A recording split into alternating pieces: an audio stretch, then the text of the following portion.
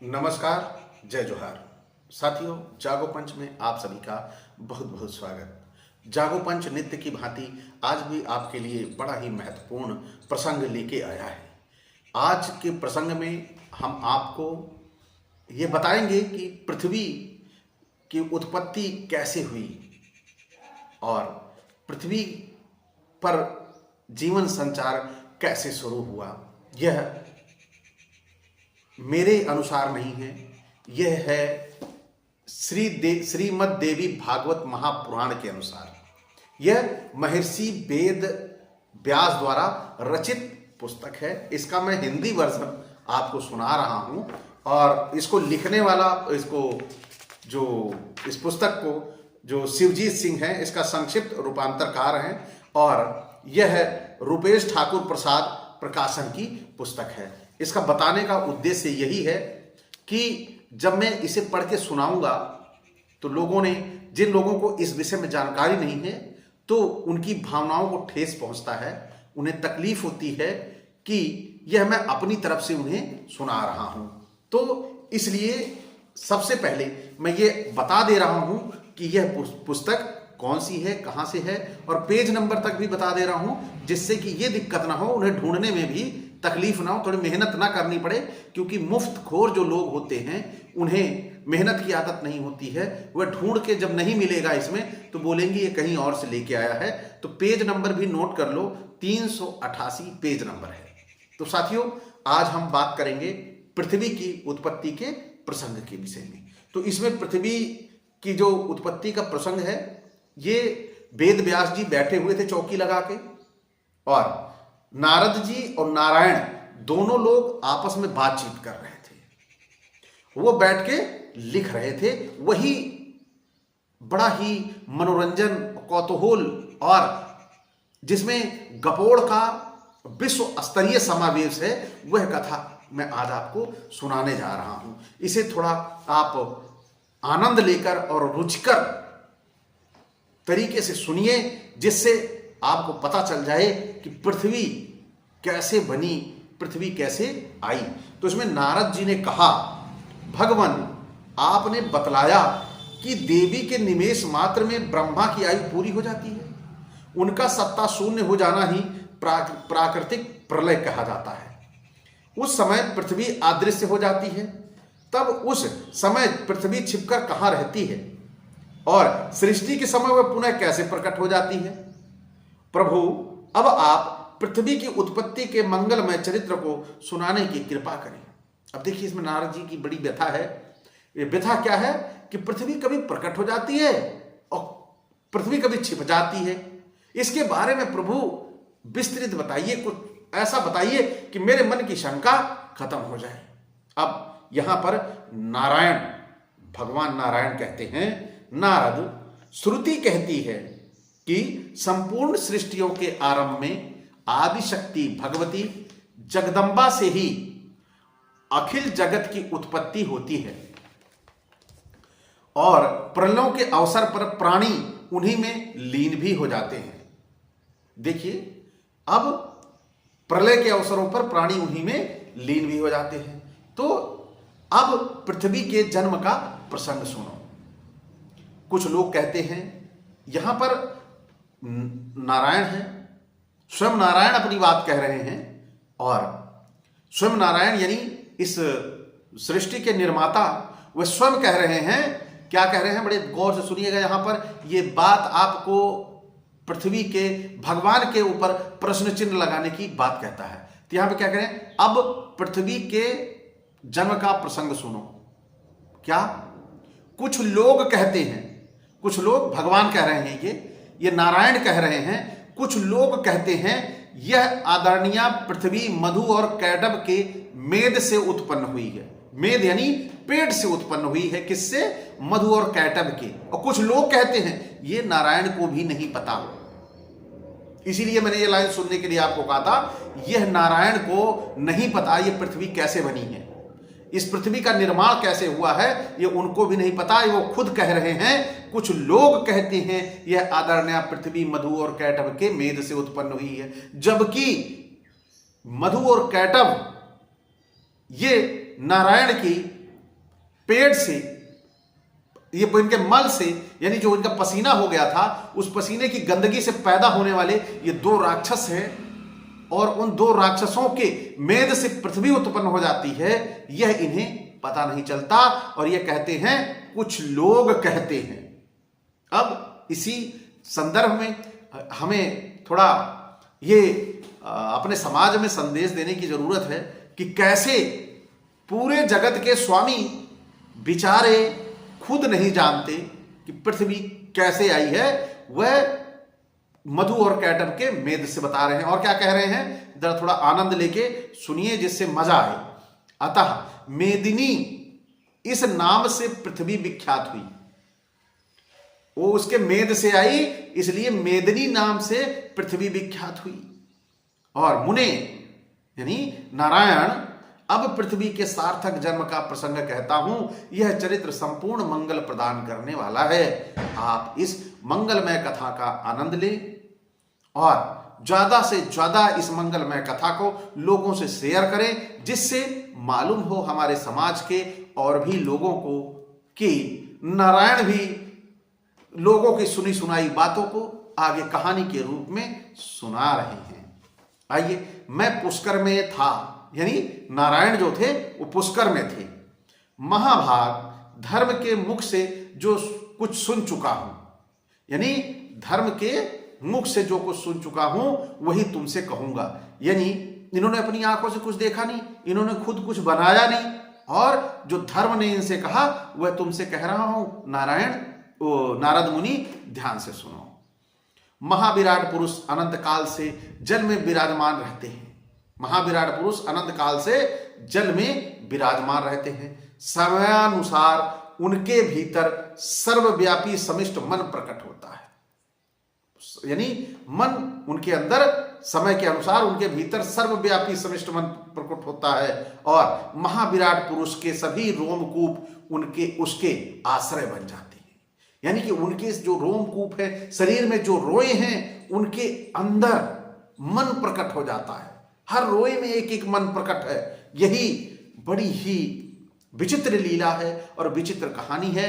यह साधारण मानव के बस की बात नहीं है कि इनकी लिखी हुई बातों को आसानी से समझ ले।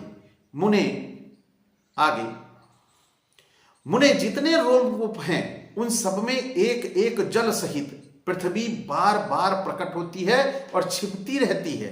यानी जितने भी वो रोमकूप हैं उनमें सब में एक एक जल सहित पृथ्वी कभी प्रकट होती है, कभी बाहर आती है, कभी प्रकट होती है, कभी बाहर आती है। ये खेल खेल रही है पृथ्वी। बड़ी ही रोचक कथा है। हमारे नारायण और नारद जी की ये बातें हमारे सभी समाज को सुननी चाहिए, मजा लेकर, चटखारे लेकर, कि कैसे हमको गप की दुनिया में हकीकत परोस दी गई।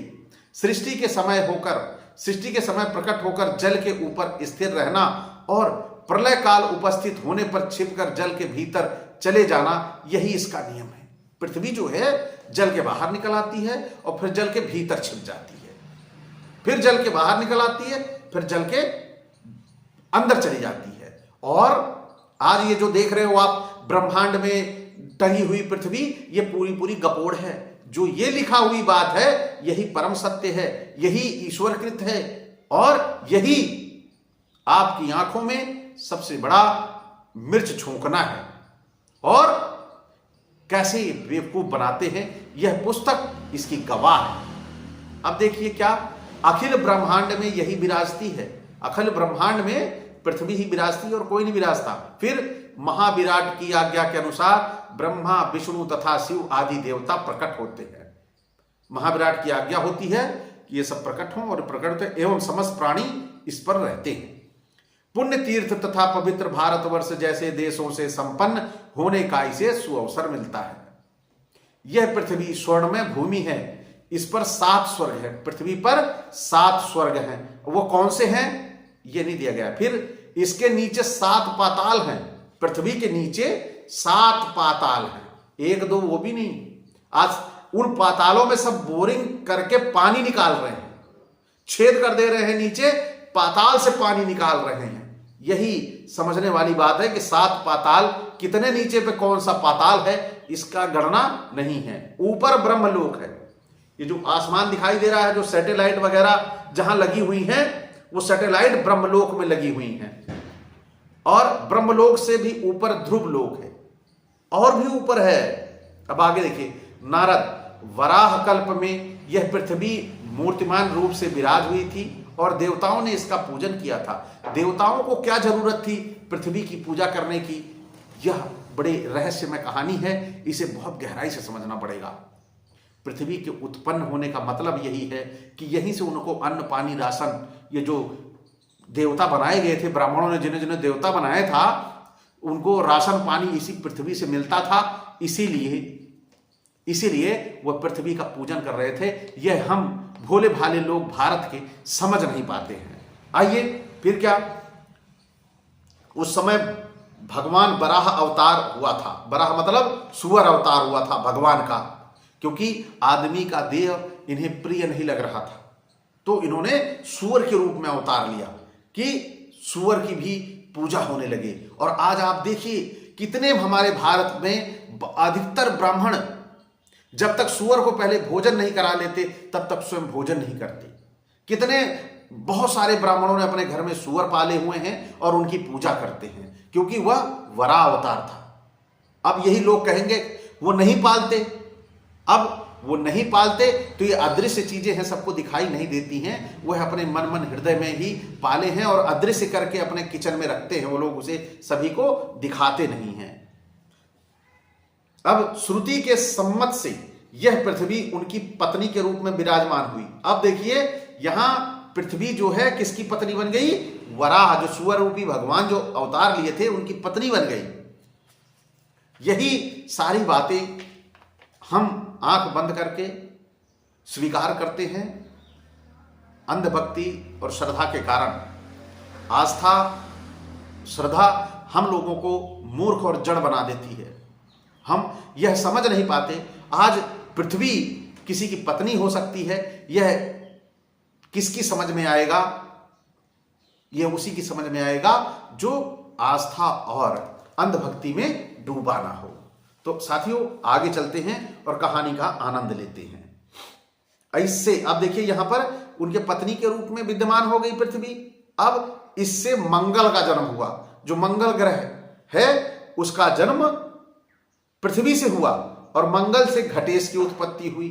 गजब की इनकी लीला है। फिर इसके बाद भी नारद की जिज्ञासा, जानते ही आप नारद तो चुप रहने वाले नहीं, उनकी जिज्ञासा थी।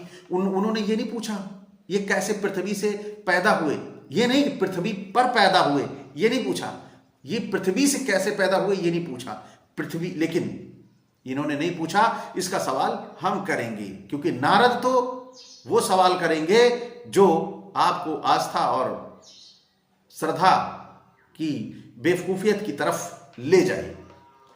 फिर नारद ने पूछा, प्रभु देवताओं ने वराह कल्प में पृथ्वी की किस रूप में पूजा की थी? भगवान इसके विविध पूजन का प्रकार और मंगल के जन्म का कल्याण में प्रसंग विस्तार पूर्वक बताने की कृपा कीजिए। ये पृथ्वी के जन्म से संतुष्ट हो गए और अब ये कह रहे हैं पृथ्वी की किस रूप में पूजा की थी प्रभु, अब ये बताएं। अब तो हमको ये पता लग गया कि पृथ्वी पैदा कैसे हुई।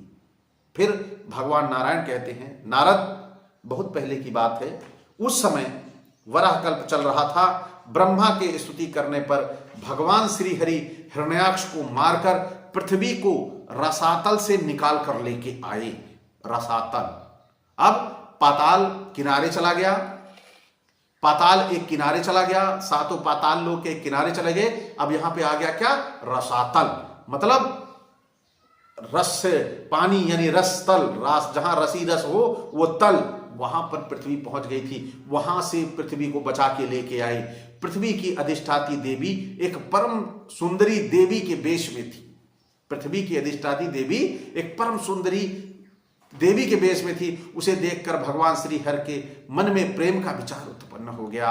अतएव भगवान ने अपना वराह रूप बना लिया, यानी भगवान का जो मन पृथ्वी ने अपने आप को एक नारी के रूप में परिणत कर लिया था।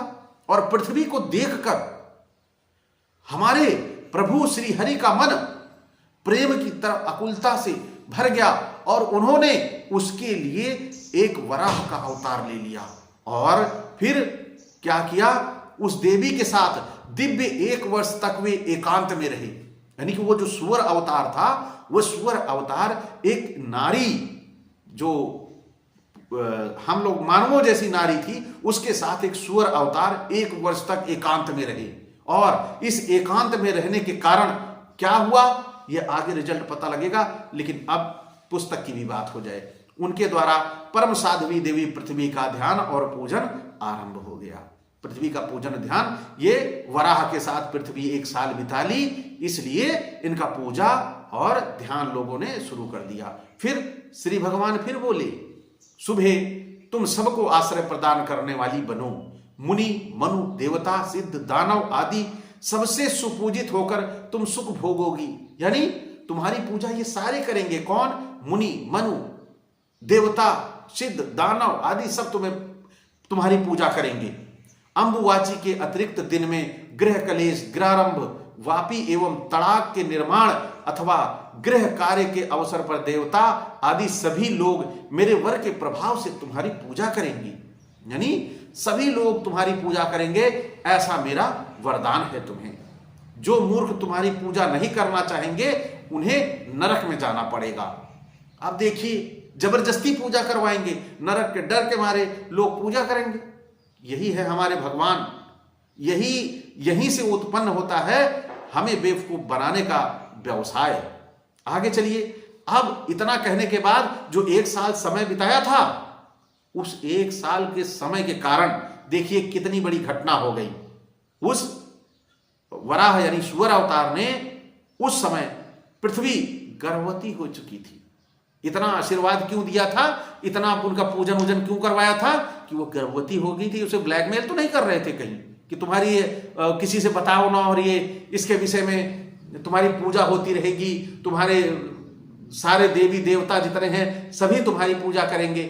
इसी को डर के मारे कि कहीं पृथ्वी किसी से कुछ बता ना दे, ऐसे की वजह से नहीं किया था ये। चलिए, ये नहीं हो सकता, इसे हम नहीं मानते। लेकिन फिर यहां पर पृथ्वी गर्भवती हो गई और उसी गर्भ से तेजस्वी मंगल नामक ग्रह की उत्पत्ति हुई। तो आप सभी साथियों को यह बड़ी अच्छी तरह ज्ञात हो गया होगा कि पृथ्वी की उत्पत्ति कैसे हुई और पृथ्वी गर्भवती कैसे हुई। और उसके बाद से एक ही बार पृथ्वी गर्भवती हुई, उसके बाद दोबारा भी पृथ्वी गर्भवती नहीं हुई, ना ही किसी रसातल में गई और ना ही किसी पाताल लोक में समाई। आज आप सभी देख रहे हैं, सुन रहे हैं, पढ़ रहे हैं। आज हम लेके आए थे श्रीमद् देवी भागवत महापुराण। इसमें पृथ्वी की उत्पत्ति का जिक्र था, जिसे आप सभी बड़े ही रोचक तरीके से सुन रहे होंगे, ऐसी मैं कामना करता हूं। तो साथियों, आज का यह वीडियो पृथ्वी की उत्पत्ति और पृथ्वी कैसे गर्भवती हुई, यह कैसा लगा? अच्छा लगा हो तो लाइक करें, और जो हमारे साथी यहां तक देखते आए हैं वह चैनल को सब्सक्राइब करना ना भूलें, साथ ही बेल आइकन की घंटी में दबा लें, जिससे हमारे अगले वीडियो का नोटिफिकेशन आप तक त्वरित गति से पहुंच जाए। इसी के साथ आपसे विदा। जय भीम, जय मंडल जी।